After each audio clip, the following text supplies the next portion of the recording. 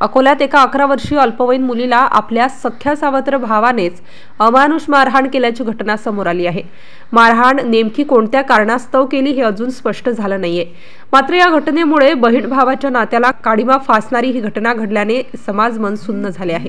या संदर्भात प्राप्त माहितीनुसार अकोला शहरातील खदान पोलीस स्टेशन परिसरात शास्त्रीनगरमध्ये राहणाऱ्या एका 11 वर्षीय मुलीला तिच्या सावत्र भाऊ व वहिनीने अमानुष मारहाण करून एका रूममध्ये तिला निर्दयतेने बांधून ठेवल्याचे सांगितले जात आहे। गेल्या आठवड्यापासून हा प्रकार सुरू असून याची कुणकुण लागल्यावरून शेजाऱ्यांनी या मुलीची सुटका करून खदान पोलीस स्टेशन गाठल्याचे समजते।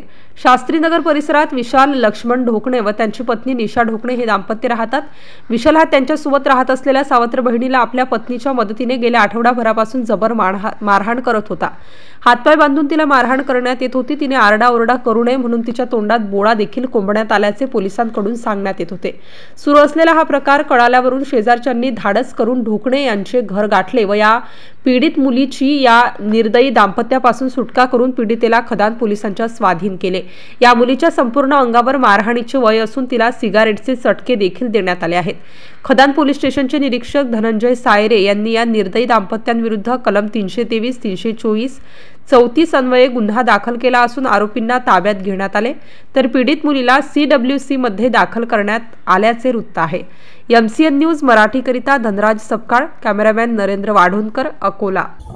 खदान परिसरात कवाडे नगर मधील 11 वर्षाच्या एका मुलीवर अमानुष अत्याचार तिच्या सावत्र भावानी आणि वहिनींनी केले। तिला उलट टांगून 3 दिवस झाले ते मारहाण करत होते आणि कुणीही आज जायला धजावत नव्हतं, पण आमच्या वंचित बहुजन आघाडीच्या कार्यकर्त्यांनी त्या मुलीला पोलीस स्टेशन पर्यंत पोहोचवलं। ही एका भावाच्या आणि बहिणीच्या नात्याला अतिशय काळीमा फासणारी गोष्ट आहे आणि सगळ्यात महत्त्वाचं म्हणजे एका महिन्याच्या आत ही खदान पोलीस स्टेशन मध्ये दुसरी घटना आहे एका मुलीवर अत्याचार होण्याची। आमची एवढीच मागणी आहे की त्या मुलीला तर न्याय मिळालाच पाहिजे, पण यानंतर अशा जर वारंवार घटना होत राहतील तर वंचित एक मोठं आंदोलन केल्याशिवाय राहणार नाही। कारण जर पोलीस प्रशासन हालत नसेल आणि स्टाफ कमी आहे, आमच्याकडे प्रॉब्लेम्स आहेत, हे जर का प्रॉब्लेम्स वेळोवेळी समोर येत असतील तर निश्चित मग आम्हाला कायदा हाती घ्यावा लागेल।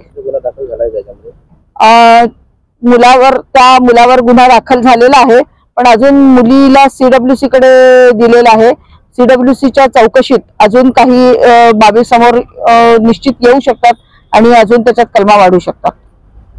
पोलीस स्टेशन खदान अकोला येथे काल रात्री एक तक्रार प्राप्त झाली होती, ज्यामध्ये एक लहान मुलगी आहे जिचं वय 11 वर्ष आहे। तिला सख्या भावाने मारहाण केली अशी माहिती प्राप्त झाली होती, परंतु आम्ही अधिक तपास केला असता असं कळलं की विशाल ढोकणे नावाचा इसम आहे, त्याची पत्नी विशाल ढोकणे हा तिचा सावत्र भाऊ आहे, त्यांनी तिला मारहाण केली।